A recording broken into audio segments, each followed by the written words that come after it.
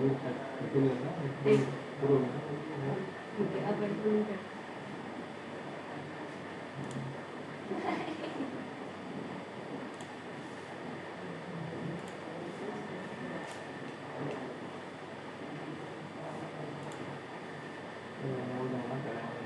अबे कंट्रोल नहीं तो कर देता वो। हाँ ठीक है। और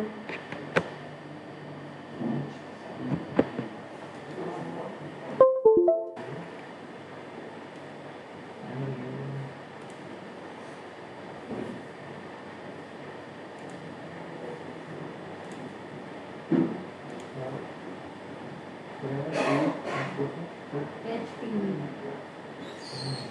हाँ हाँ करके देखिएगा। कल की क्लास में हमने कहाँ तक पढ़ लिया था?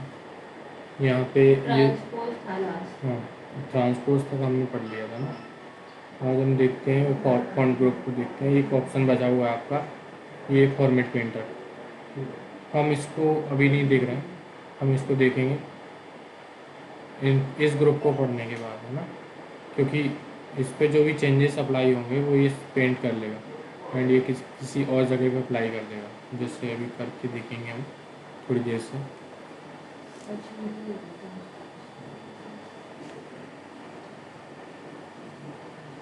अभी हम देखते हैं ये जो हमारा फॉन्ट ग्रुप है उसको पढ़ते हैं। इस पेज पे चल, एक और डेटा कॉपी करके इस पेज पे चलते हैं।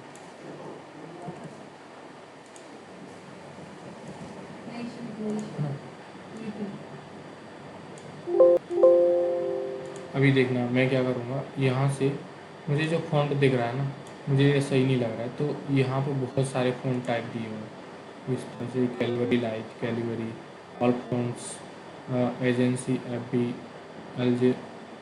अल्जीरियन, बहुत सारे फ़ॉन्ट दिए हुए हैं, एरियल है, एरियल ब्लैक है। तो आप अपने अकॉर्डिंग कोई भी फ़ॉन्ट अपनी इच्छा से आप रख सकते हैं, जो आपको सूटेबल लगता है आप वो वाला फ़ॉन्ट ले सकते हो।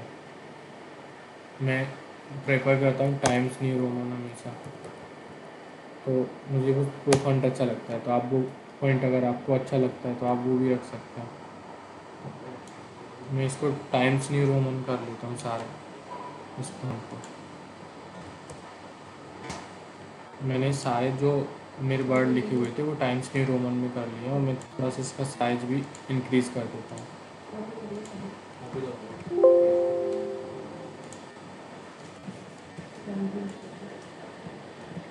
इस तरह से ना मैंने इसका साइज़ भी इंक्रीज़ कर दिया। ओके, आप मैं क्या करना चाह रहा हूँ, मैं यहाँ से इसका साइज़ और इंक्रीज़ करना चाह रहा हूँ, तो यहाँ से आप इंक्रीज़ कर सकते हो। यहाँ से इस साइज़ का डिक्रीज़ फॉन्ट साइज़ है, इस पर क्लिक करके घटा भी सकते हैं। यहाँ पे क्लिक करेंगे बढ़ जाएगा, यहाँ पे करेंगे घट जाएगा। आपको लाइट की वजह से कोई प्रॉब्लम तो नहीं है? लाइट बंद करा सकता हूँ, ठीक है। इस तरह से आप अपने फ़ॉन्ट के साइज़ घटा एंड बढ़ा सकते हैं।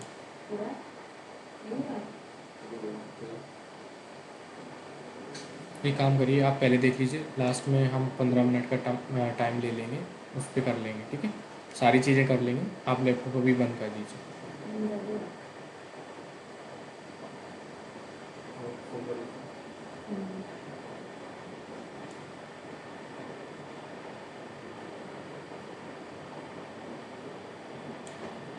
हमने क्या देखा, हमने यहाँ से इस डेटा को सिलेक्ट किया। डेटा को सिलेक्ट करने की शॉर्टकट की क्या होती है मैम? Ctrl+A। ठीक है, मैं यहाँ पे Ctrl+A दबा रहा हूँ या यहाँ पे करता हूँ तो क्या होगा इससे, ये पूरी सीट सिलेक्ट कर रहा है, लेकिन मैं अगर कंटेंट पे क्लिक करके करता हूँ तो ये ओनली कंटेंट सिलेक्ट करेगा। ओके, तो मैं इस कंटेंट को सिलेक्ट करके मैं इसका फ़ॉन्ट साइज़ इंक्रीज़ करूँगा तो ये सबका फ़ॉन्ट साइज़ बढ़ा देगा। यहाँ से डिक्रीज़ करूँगा, सबका फ़ॉन्ट साइज़ डिक्रीज़ कर देगा। अब मैं चलता हूँ थोड़ा सा आगे, ये तो बेसिक सी चीज़ है। आप यहाँ से अपने अकॉर्डिंग कस्टम फ़ॉन्ट साइज़ रख सकते हैं, जैसे 16 मैंने रख लिया तो ये ऑटोमेटिकली इंक्रीज़ हो गया। मैं अगर 14 करता हूँ तो डिक्रीज़ हो जाएगा ऑटोमेटिकली। तो आप यहाँ से कस्टम फ़ॉन्ट साइज़ भी दे सकते हैं, और आप मैन्युअली यहाँ पे क्लिक करके इंक्रीज़ और डिक्रीज़ कर सकते हैं। नीचे एक ऑप्शन दिया है Ctrl+B, ये जो बोल्ड का, तो इसकी शॉर्टकट की होती है Ctrl+B। बी मतलब बोल्ड। ओके, कंट्रोल बी से जब क्लिक करेंगे इसको सिलेक्ट कर लेते हैं, ऊपर की जो हेडिंग है हमें बोल्ड करना है इसको, तो हम यहाँ से बोल्ड कर सकते हैं, या फिर मैं कंट्रोल प्लस बी दबा के भी बोल्ड कर सकता हूँ। ओके, तो कंट्रोल प्लस बी किसके लिए यूज़ करते हैं? बोल्ड के लिए। अभी ये समझ में आया आपको? अब मुझे थोड़ा सा स्टाइलिंग अच्छा नहीं लग रहा है, तो मैं क्या करूँगा, इसको इटैलिक कर लूँगा, थोड़ा सा इस तरह से करूँगा तो इटैलिक हो जाएगा। अभी इटैलिक की शॉर्टकट की होती है कंट्रोल प्लस आई।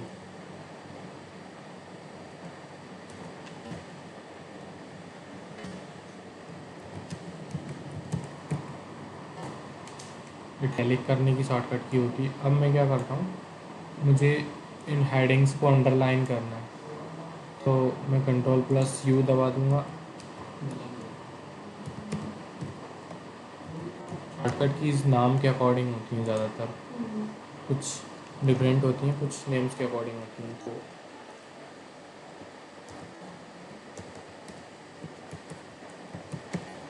मैं इस तरह से अंडरलाइन कर लूँगा। ओके, तो अभी मैंने क्या किया, अंडरलाइन करने के लिए मैं इस टेक्स्ट को सिलेक्ट कर लेता हूँ, कंट्रोल प्लस यू दबाऊँगा, ऑटोमेटिकली इसका अंडरलाइन हो जाएगा, जिससे इस तरह से दिख रहा है।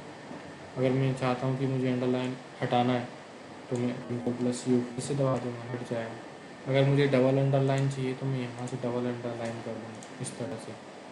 आप ये फॉर्मेटिंग कभी भी अप्लाई कर सकते हो कहीं पे भी। अब आगे बढ़ते हैं। मैं चाहता हूँ कि ये अभी मुझे सही से दिख नहीं रहा है, मुझे एज अ मतलब थोड़ा सा स्ट्रक्चर वे में दिखना चाहिए कि बॉर्डर्स नहीं आ रहे हैं इसमें अभी, इस डेटा में। तो मैं यहाँ पे चलूँगा, बहुत सारे बॉर्डर्स के ऑप्शन दिए हैं, जैसे बॉटम बॉर्डर है, तो सबको बॉटम बॉर्डर मिल जाएगा। नीचे ये बॉर्डर दिख रहा है आपको, बॉर्डर नीचे बॉटम बॉर्डर आ गया है।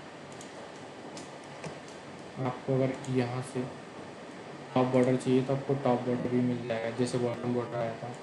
आपको लेफ़्ट बॉर्डर चाहिए, लेफ़्ट बॉर्डर मिल जाएगा, राइट बॉर्डर मिल जाएगा। इस तरह से कई सारे ऑप्शंस हैं। ऑल बॉर्डर्स पे क्लिक करेंगे, सबको बॉर्डर्स मिल जाएंगे। ओके, सबको बॉर्डर्स मिल जाएंगे। अगर मैं चाहता हूँ कि नहीं, मुझे खुद से बॉर्डर क्रिएट करना है, तो मैं यहाँ पे जाऊँगा और मैं इस तरह का पेन लेके इस तरह से बॉर्डर्स क्रिएट कर सकता हूँ अपने डेटा में। ऑटोमेटिकली बॉर्डर क्रिएट कर देगा।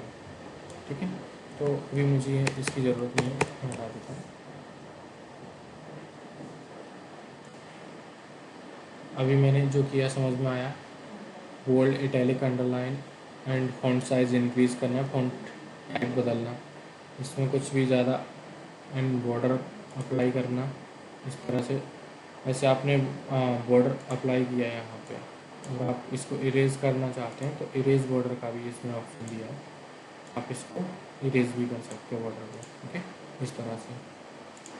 और भी ऑप्शंस दिए हुए हैं नीचे। लाइन का कलर, आपको कौन सा कलर चाहिए बॉर्डर का, तो आप इस तरह से कलर भी चेंजेस कर सकते हो। समझ में आ रहा है?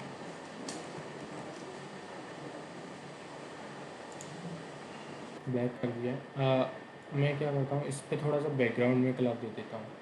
तो बैकग्राउंड कलर के लिए आपके पास एक ऑप्शन होता है, ये वाला, ये फिल कलर है, एंड ये फॉन्ट कलर है।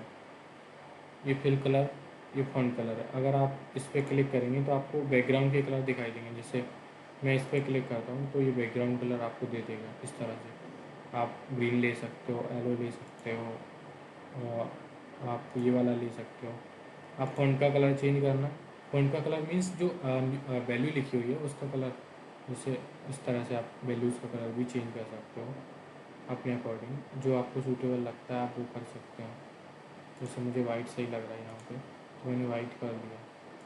तो आप इस तरह से कर सकते हैं। अगर आपको कलर यहाँ पे नहीं चाहिए, आपको मोर कलर्स को जाके आप खुद के कलर्स भी बना सकते हैं इस तरह से। अगर आपको ये भी नहीं चाहिए तो आप क्या करेंगे, मैं इसको हटा देता हूँ। ये हेक्साडेसिमल कोड है। अब आप गूगल पे जाएंगे, गूगल पे जाके एक वेबसाइट है, flat UI colour, flat colours आप सर्च करोगे ना तो आपको मिल जाएगी फर्स्ट वेबसाइट जो आएगी, ये वाली। इस वेबसाइट पे आप क्लिक करेंगे तो आपको बहुत सारे कलर पैलेट्स मिल जाएंगे, जो मैं दिखा रहा हूँ आपको।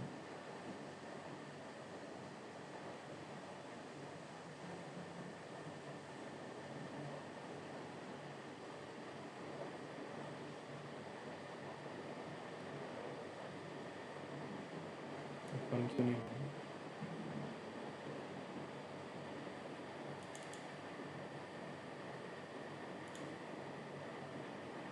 मेरे पास ऑलरेडी है ये ओपन, शायद इसमें से मिल जाए। इंटरनेट का कोई इशू तो नहीं है।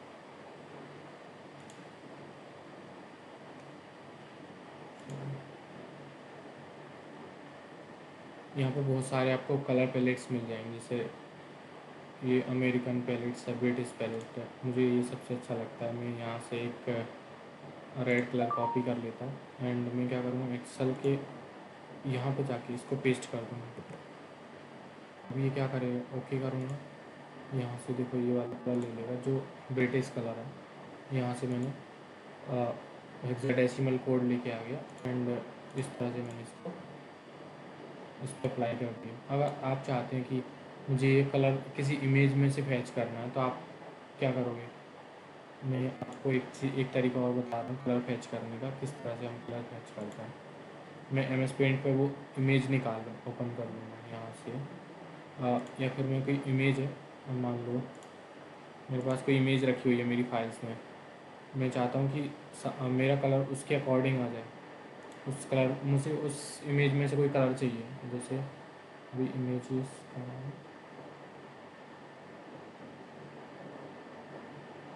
पिक्चर्स में इमेजेस में कुछ, जैसे भी मैं कुछ डैशबोर्ड्स की इमेजेस हैं, तो मैं चाहता हूँ कि इसमें से जो कलर पीछे दिख रहा है बैकग्राउंड में, उसका मैं ओपन कर लेता हूँ इमेज पेंट के साथ। इसको ओपन विथ करके, यहाँ से ओपन विथ करके पेंट के साथ हम इसको ओपन कर लेंगे। देखो अभी दिख रहा है आपको। अभी क्या दिख रहा है कि यहाँ पे ये ऑप्शंस दिख रहे हैं, यहाँ पे ये एक कलर पिकर होता है, कलर पिकर, इस पर क्लिक करेंगे और आप अगर इस पर क्लिक करेंगे तो एक कलर पिक कर लेगा। यहाँ से एडिट कलर्स पे जाएंगे आप, रेड 4, ग्रीन 6 एंड ब्लू 121 इस तरह से दिया हुआ है। तो आप इसको अगर वहाँ पे अपने एक्सेल में भी डाल दोगे ना, यहाँ पे मोर कलर्स में जाके इन जो कोड्स को यहाँ पे लिख दोगे यहाँ पे, तो वो सेम कलर आपको वहाँ से बना के दे देगा। ओके, तो कलर्स बनाना आपको आ गया होगा आई थिंक।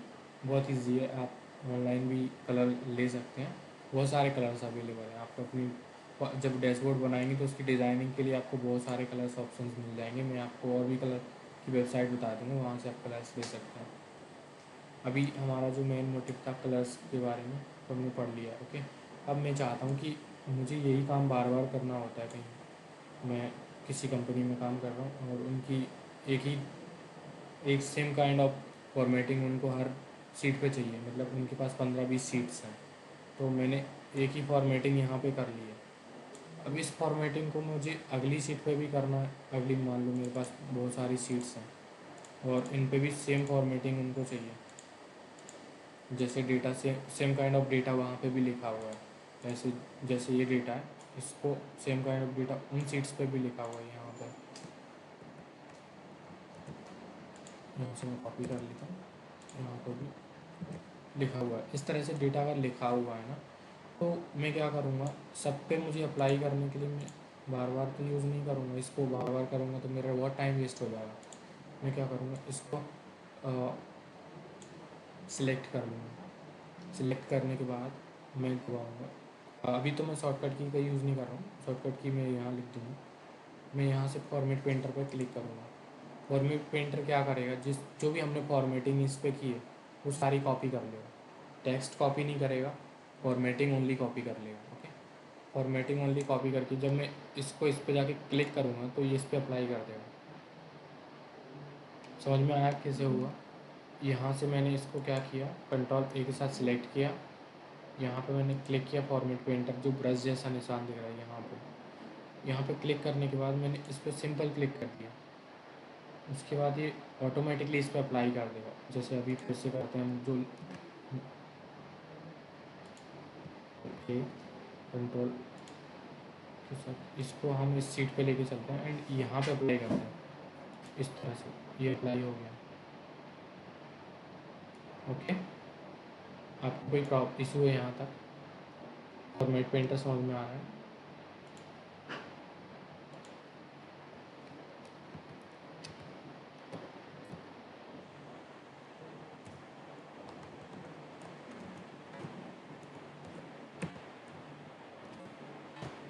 ये शॉर्टकट की होती है Alt+H+F2।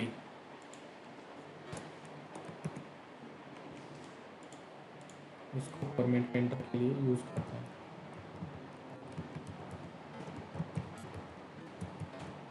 मैं आपको करके दिखा दूँ। एक काम करते हैं, हम इसकी फॉर्मेटिंग क्लियर कर लेते हैं यहाँ से। अब मैं क्या करता हूँ, इस पर सेम काइंड ऑफ फॉर्मेटिंग हम यहाँ से अप्लाई करते हैं शॉर्टकट की हेल्प से। तो मैं Ctrl+A के साथ Alt+F3 दबाता हूँ। ये फॉर्मेटिंग इसने कॉपी कर ली। तो ये निशान आने लगेगा, कर्सर के साथ ब्रश का निशान आ गया, मतलब इसने कॉपी कर लिया। यहाँ पे करूँगा तो ऑटोमेटिकली अप्लाई कर देगा। आपको शॉर्टकट की भी क्लियर होगी। ओके, कोई इशू तो नहीं है यहाँ तक। आगे बढ़े। ये हमारा फॉन्ट ग्रुप हमारा क्लियर हो गया। ओके, फॉन्ट ग्रुप में हमें कोई भी ऑप्शन नहीं पढ़ना है, जो काम के ऑप्शन से वो हमने पढ़ लिए। बाकी हम अलाइनमेंट ग्रुप की तरफ चलते हैं। अलाइनमेंट ग्रुप क्या होता है और किस तरह से काम करता है। तो मैं कुछ डेटा यहाँ पे लिख लेता हूँ।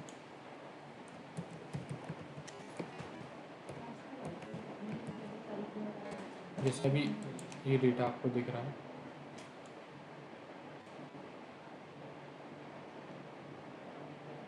आप इस डेटा को अभी थोड़ा सा बड़ा कर लेते हैं। इसी डेटा पे देखते हैं, इसको थोड़ा सा बड़ा कर लेते हैं और उसके बाद थोड़ा सा समझ में आएगा अच्छे से। एक काम करता हूँ, मैं Ctrl+A के साथ इसको डायरेक्टली यहाँ से बड़ा कर लेता हूँ।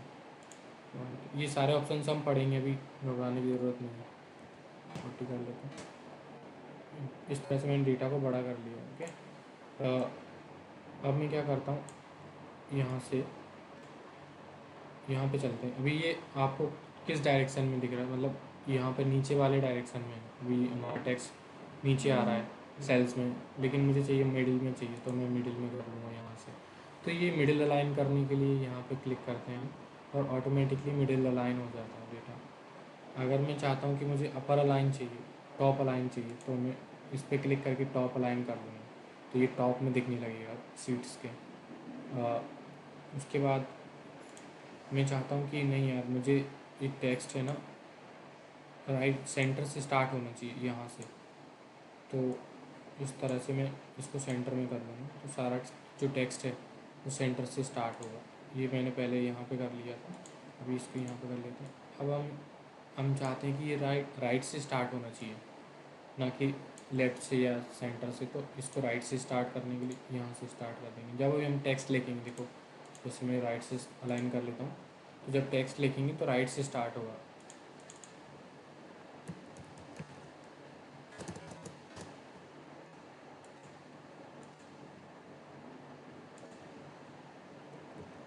देखो यहाँ पे इस तरह से राइट से स्टार्ट हो रहा है।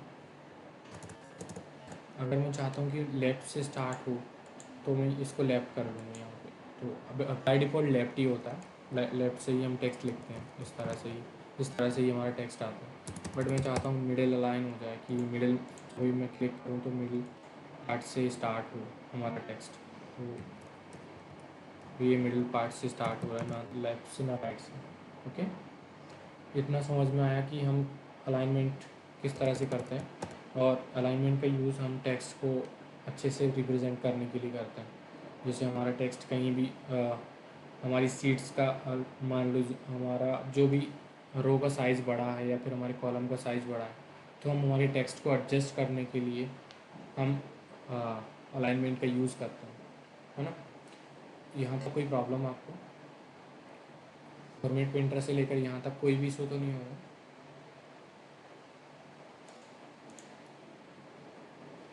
अलाइनमेंट में एक और ऑप्शन होता है ये वाला। यहाँ पे बहुत सारे ऑप्शंस आपको मिल जाएंगे। जैसे हम टेक्स्ट को कई तरीके से रोटेट कर सकते हैं। यहाँ पे देखो एंगल क्लॉकवाइज हम इसको करेंगे तो इस तरह से क्लॉकवाइज एंगल में ये रोटेट हो जाएगा टेक्स्ट। मैं यहाँ पे करूँगा तो ये एंगल क्लॉकवाइज इस तरह से हो जाएगा। वर्टिकल टेक्स्ट तो वर्टिकल हो जाएगा इस तरह से। अभी ये रो का हाइट थोड़ा सा और बढ़ा लेते हैं, तब दिखेगा। अभी भी नहीं दिख रहा। इस तरह से वर्टिकल टेक्स्ट भी हम कर सकते हैं। एंड अगर मुझे चाहिए कि रोटेट टेक्स्ट आप इस तरह से दिखाना है तो मैं इस तरह से भी दिखा सकता हूँ। रोटेट टेक्स्ट डालूँ तो इस तरह से भी दिखा सकता हूँ। बहुत सारे ऑप्शन हैं हमारे पास, बहुत सारे ऑप्शंस यहाँ पे भी मिल जाएंगे। सेम काइंड ऑफ फॉर्मेटिंग जो हमने यहाँ पे कर रखी है वो कलर्स भी मिल जाएंगे।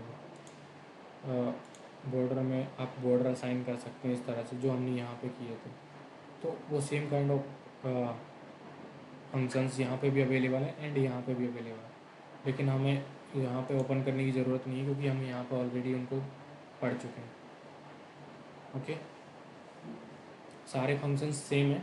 आप जब काम करेंगे तो आप सीख जाएंगे। एंड मैं आपको बहुत सारे टास्क देने वाला हूँ। सैटरडे को हमारा टेस्ट भी रहता है, तो आपको टेस्ट भी देना है। मैं आपको कुछ इसी तरह के टास्क दूंगा, आपको वो बनाने हैं।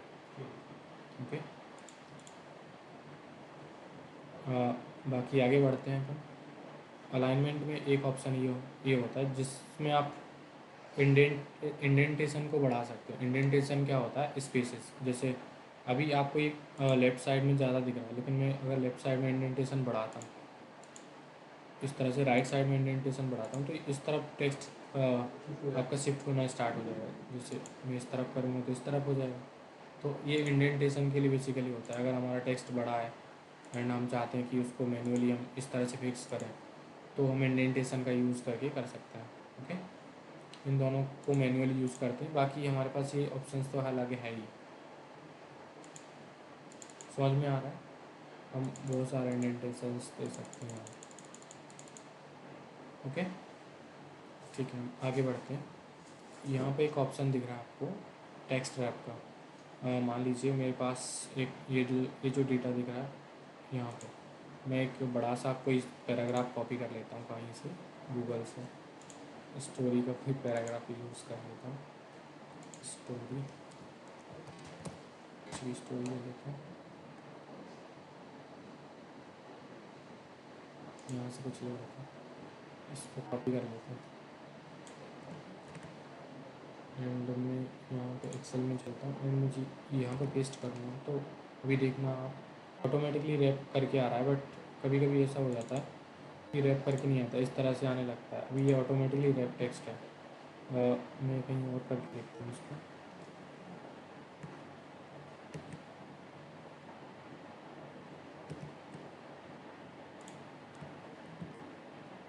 ये ऑटोमेटिकली रैप है। यहाँ पे अगर ये नीचे दिखाई दे रहा है आपको, तो एक ही, अगर हमें इसी में चाहिए तो हम इसी में ला के लेके आ सकते हैं इस तरह से। अगर हमें इस तरह से चाहिए तो हम इस तरह से भी कर सकते हैं। टाइप टेक्स्ट का क्या होता है, उसी सेल में आ जाता है। ओके, अभी हम एक बहुत इम्पोर्टेंट ऑप्शन की तरफ चलते हैं जो हमारे लिए सबसे ज़्यादा यूज़ होता है जब हम डैशबोर्ड्स वगैरह कोई चीज़ क्रिएट कर रहे होते हैं। तब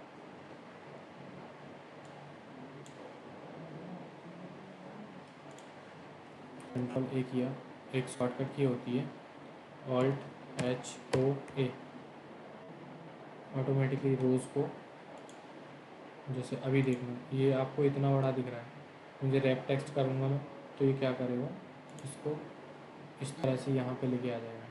तो इतनी बड़ी रो बनाने की ज़रूरत नहीं पड़ेगी हमें। जैसे अभी इतनी बड़ी रो बना दी है इसने, लेकिन मैं इसको रैप टेक्स्ट करूँगा तो ये वहाँ पे लेके आ जाएगा। ओके, इसलिए हम इसको यूज़ करते हैं कि हमारा जो डेटा का साइज़ है वो अनयूजुअली इंक्रीज़ ना हो, है ना।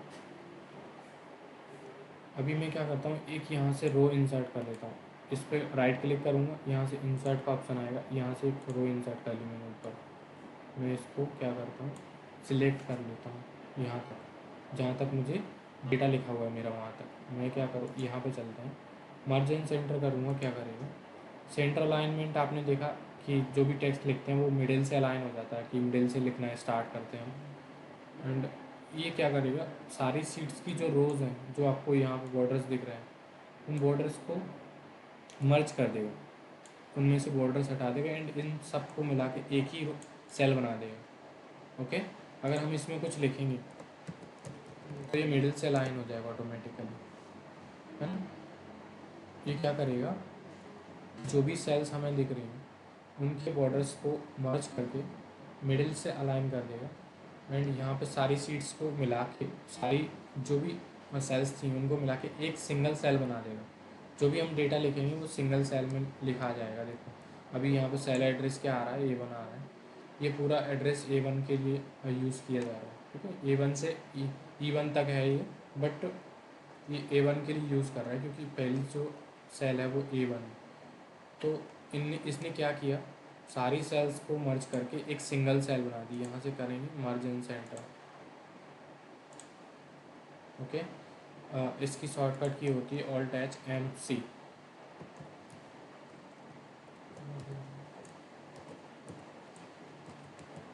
देखो मैं करके दिखाता हूँ आपको। इसको मर्ज इन सेंटर से अनमर्ज कर देते हैं। अनमर्ज करेंगे तो उसी फॉर्म में वापस आ जाएगा, ओके।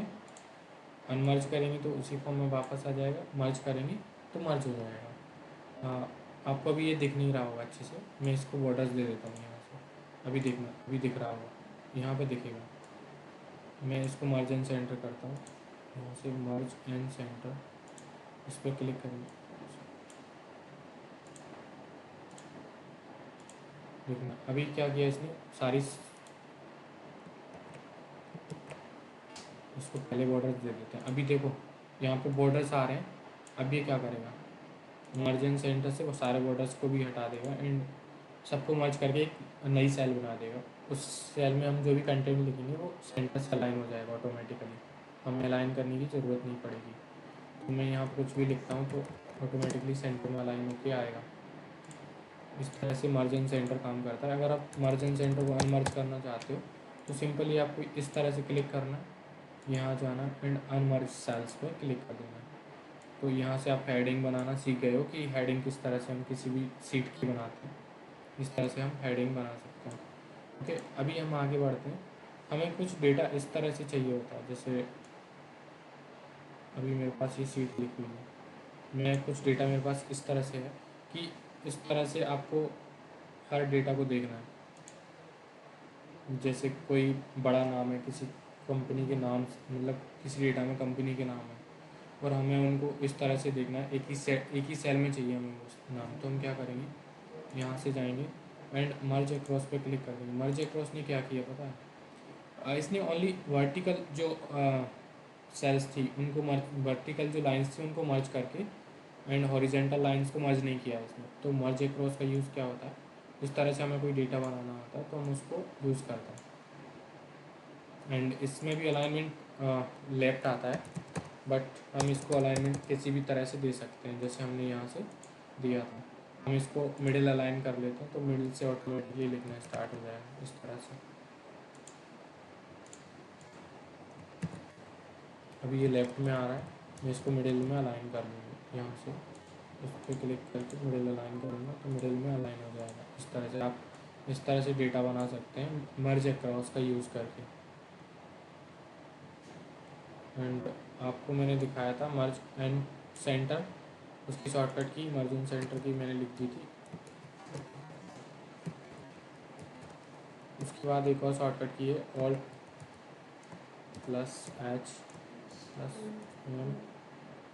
Alt+H+M+A, मर्ज अक्रॉस, ओके। मर्ज अक्रॉस का मतलब समझ में आया। OLTHOA है या OLTHMA? MA, MA। हाँ। इस तरह से शॉर्टकट कीज भी आपको मिलती जाएंगी लगभग सारी।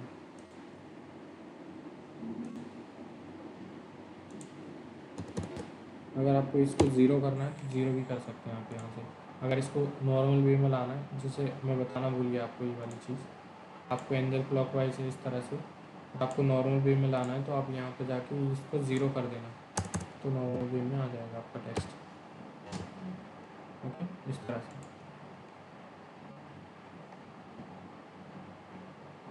अभी आपको ये समझ में आ रहा है, यहाँ तक कोई प्रॉब्लम। अभी एक ऑप्शन और बचता है हमारा, मर्ज एंड सेंटर जैसा ही है, मर्ज सेल्स का। जैसे मैं इस तरह से सेल्स को मर्ज करूँगा ना तो ये मर्ज सेल्स कर देगा, मर्ज सेल्स। इसने क्या किया, सेम काइंड ऑफ वर्क इसने किया है जैसे मर्ज अक्रॉस, मर्ज एंड सेंटर करता है, बट इसने क्या किया, इसको सेंटर से अलाइन नहीं किया है। बस मर्ज एंड सेंटर क्या करता है, इतना सा डिफरेंस है कि बीच में अलाइन कर देता है, मिडिल में अलाइन कर देता है, बस इतना सा अंतर है। Merge across merge cells and merge in centre में इतना सा अंतर है कि ये मर्ज सारी जो लाइंस हैं उनको मर्ज करके बीच में अलाइन कर देता है। एक बार यहाँ पे दिखाता हूँ मैं आपको मर्ज in centre and merge cells का। देखना, मैं यहाँ से क्या करता हूँ, मर्ज इन सेंटर कर देता हूँ। अभी क्या किया इसने, सारी शीट्स को सेल्स को गायब कर दिया, एक ही सेल्स बना दी इसने, ओनली एक सेल बना दी। एंड इसने अभी इसको अलाइनमेंट कहाँ दिया है, बॉटम में दिया है एंड सेंटर में दिया है। मैं इसको अपर सेंटर में ले लेता हूँ, अपर सेंटर में ले लिया मैंने। अब मैं यहाँ पे कुछ भी लिखता हूँ तो अपर सेंटर में आएगा। ओके, तो मर्ज सीट्स क्या, मर्ज सेल्स क्या करेगा, इसी तरह से हम कुछ सेल रेंज सेलेक्ट कर लेते हैं। अब मर्ज सेल्स को चलते हैं। मर्ज सेल्स ने भी सेम काम किया है, बट इसने क्या किया, अलाइनमेंट यहाँ पे दिया है, ये वाला अलाइनमेंट। और जो बाय डिफॉल्ट अलाइनमेंट होता है वो लेफ्ट होता है। देखो मैं लिखूँगा तो लेफ्ट ही आएगा। समझ में आ रहा है? इसको चेंज नहीं कर सकते? नहीं, चेंज कर सकते हैं, लेकिन जो बाय डिफॉल्ट अलाइनमेंट देगा वो लेफ्ट ही देगा, ये वाला। बस ये डिफरेंस है हाँ अलाइनमेंट का, बाद में कोई हाँ, difference कोई डिफरेंस नहीं है। ये मिडिल अलाइन कर लिया तो ये मर्ज एंड सेंटर की तरह ही काम करेगा। ओके, आप मर्ज सेल्स करिए या मर्ज एंड सेंटर करिए, आप बाद में आप उसको चेंज कर सकते हैं, जो भी आपको सूटेबल लगता है आप कर सकते हैं। बट ये मर्ज एंड सेंटर ऊपर ही मिल जाता है हमें, इसलिए हम इसका ज़्यादा यूज़ कर लेते हैं, क्योंकि हम डायरेक्टली क्लिक करके भी मर्ज एंड सेंटर इस तरह से कर सकते हैं। जैसे यहाँ से इस पर क्लिक करेगा ऑटोमेटिकली मर्ज एंड सेंटर ही होता है। ये ऑप्शन मर्ज एंड सेंटर के लिए है। ओके, आपको समझ में आ रहा है फॉर्मेट पेंटर कैसे काम करता है, ये समझ में आया? ये सारी चीज़ें हमने समझ में आ गई होंगी लगभग।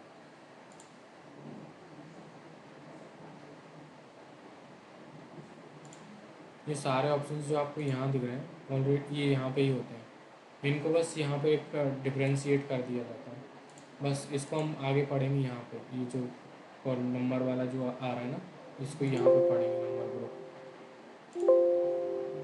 यहाँ पे। अभी देखते हैं हम इसको, आगे बढ़ते हैं।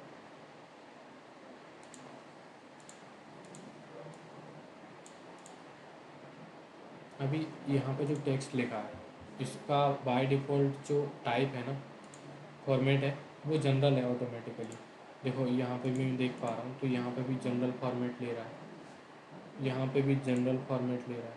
अगर मैं इसको फॉर्मेट चेंज करना चाहूँ तो मैं इसको जाके वैसे जो टेक्स्ट का फॉर्मेट होता है वो जनरल ही होता है ना। टेक्स्ट जो भी लिखा होता है वो जनरल फॉर्मेट में आता है, एंड जो भी चीज़ें नंबर में होती हैं वो नंबर फॉर्मेट में आती है। देखो ये भी जनरल ला रहा है, मैं इसको नंबर कर देता हूँ तो नंबर में ऑटोमेटिकली इसने क्या किया, डेसिमल में वैल्यू दे दी, क्योंकि नंबर डेसिमल में होते हैं। अब मैं डेसिमल प्लेसेस को इस तरह से बढ़ा भी सकता हूँ एंड इस तरह से हटा भी सकता हूँ। ओके, तो मैं अगर चाहता हूँ कि मुझे पूरा डेटा जो नंबर फॉर्मेट में चाहिए, मुझे किसी और फॉर्मेट में नहीं, मुझे नंबर फॉर्मेट में चाहिए पूरा डेटा, मैं यहाँ से अब ऑलरेडी नंबर फॉर्मेट सिलेक्टेड है तो मैं इसको नंबर फॉर्मेट कर लूँगा। यहाँ से मैं इनके जो डेसिमल प्लेसेस हैं उनको हटा लूँगा इस तरह से, है ना। सारे डेसिमल प्लेसेस मैंने हटा लिए।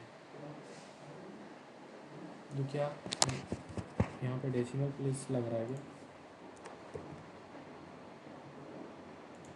इस तरह से। ओके, वो कुछ भी नहीं है, वो मेरे लैपटॉप में आपको नहीं दिख रहा होगा वहाँ पे। यहाँ पे डेसिमल प्लेस नहीं दिख रहा है, वो कुछ पता नहीं क्या है उसमें। यहाँ से हमने कुछ ड्रॉ करके कुछ कर दिया होगा वहाँ पे, इस तरह से। ठीक है, आप इसको समझिए कि मैं क्या कहना चाह रहा हूँ। जो नंबर फॉर्मेट में हमने किया तो किस तरह से काम करता है।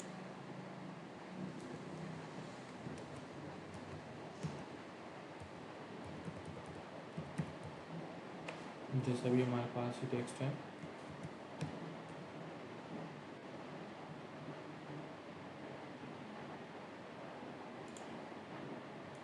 ये इस पर नंबर ऑटोमेटिकली दे रहा है क्या, यहाँ पे पॉइंट क्यों दे रहा है।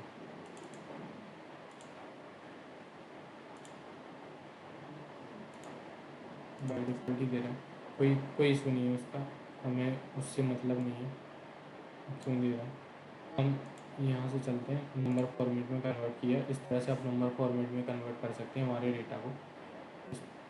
और भी ऑप्शन हैं, मैं आपको बता देता हूँ। जैसे आप अपने इंडिया की करेंसी लगाना चाहते हो कि इसको मुझे करेंसी में दिखाना है, तो आप इसको करेंसी के फॉर्मेट में दिखा सकते हो, तो आपको रुपीज़ लग के आ जाएगा इस तरह से।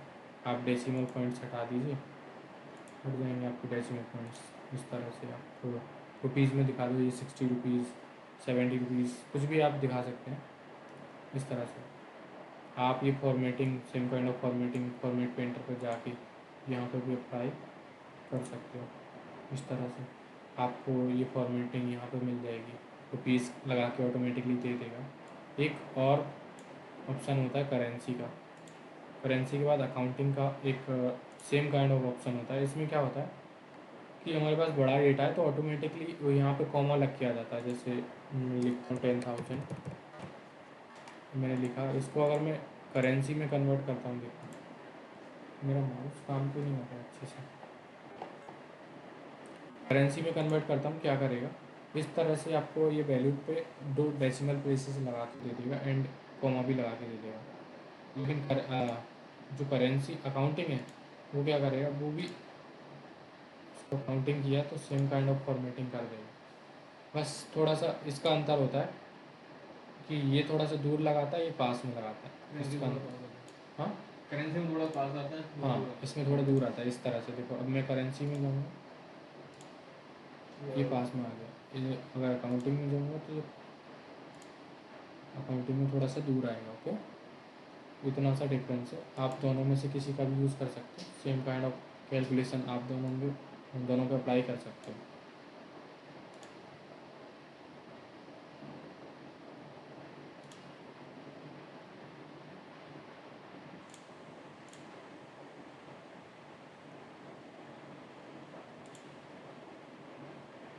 जैसे मैं डेट लिख लेता हूँ कुछ यहाँ पे,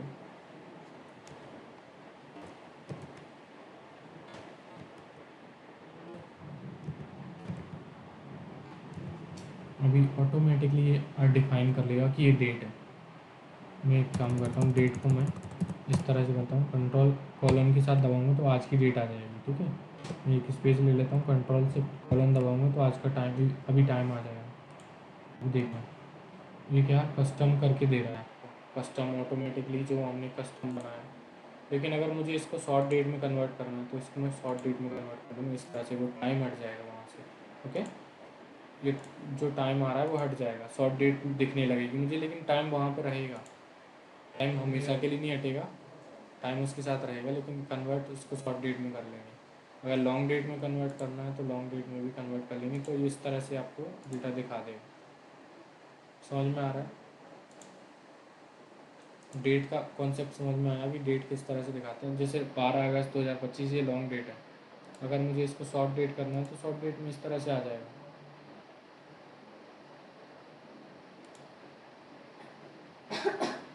टाइम में कन्वर्ट करना है तो ओनली टाइम दिखाना है तो ओनली टाइम भी दिखा सकता हूँ मैं इस तरह से। अगर मेरे पास एक कॉलम में दो डेट एंड टाइम दोनों है और मैं चाहता हूँ कि उसमें से मुझे ओनली टाइम दिखाना है तो मैं ओनली टाइम भी दिखा सकता हूँ। अगर मैं चाहता हूँ कि मुझे ओनली डेट दिखानी है तो मैं ओनली डेट भी दिखा सकता हूँ। आपको इतना क्लियर है? कोई भी इशू तो नहीं आता, आप मतलब कोई भी इशू तो नहीं आ रहा है? ऐसा कोई भी इशू आए तो मुझे बता देना। यह समझ में आया आपको? कंट्रोल कॉलन से क्या करेंगे हम,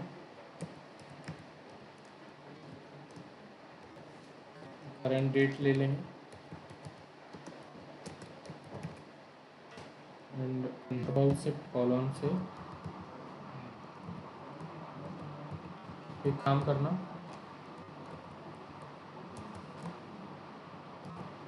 करंट टाइम आ जाएगा। ओके, स्पेलिंग गलत हो गई है।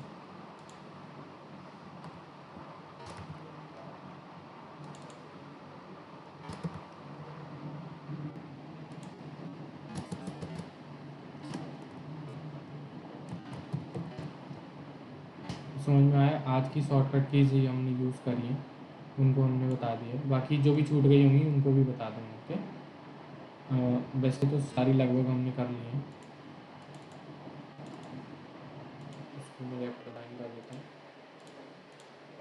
सही नहीं लग रहा है, अभी सही। तो मैं क्या बताने वाला था आपको कि जैसे हमारे पास एक कॉलम है, उसमें डेट एंड टाइम दोनों साथ में दिया हुआ है। अगर मैं चाहता हूँ कि मेरे डेटा में ओनली डेट्स हो, तो मैं डेट को कन्वर्ट इस तरह से डेट में कन्वर्ट कर लूँगा, तो ओनली मुझे डेट्स होगा। लेकिन यहाँ पे जब फॉर्मूला बार में देखेंगे आपको टाइम ही दिखाई देगा इस तरह से। अगर चाहें तो हम इसको यहाँ से लॉन्ग डेट में कन्वर्ट करेंगे तो लॉन्ग डेट भी देख सकते हैं, 12 अगस्त 2025 इस तरह से। ओके, यहाँ तक क्लियर है? आप अगर जैसे मैंने करेंसी का आपको बताया था, करेंसी में थोड़ा सा और चीज़ें बता देता हूँ। करेंसी में बहुत सारी चीज़ें होती हैं, जैसे कस्टम करेंसी अगर हम लेते हैं, यहाँ से कस्टम करेंसीज का भी ऑप्शन दिया हुआ है। यहाँ पे आप कौन सी करेंसी लेना चाह रहे हो, आप किस देश की करेंसी लेना चाह रहे हो वो आप यहाँ से ले सकते हो। ओके, अकाउंटिंग या करेंसी दोनों में सेम काइंड ऑफ ऑप्शंस आएंगे आपको, आप रुपीज़ ले सकते हैं। ओके, यहाँ तक समझ में आया? ओके, आज के लिए इतना ही रखते हैं। आज आप प्रैक्टिस करिए, लैपटॉप निकालिए।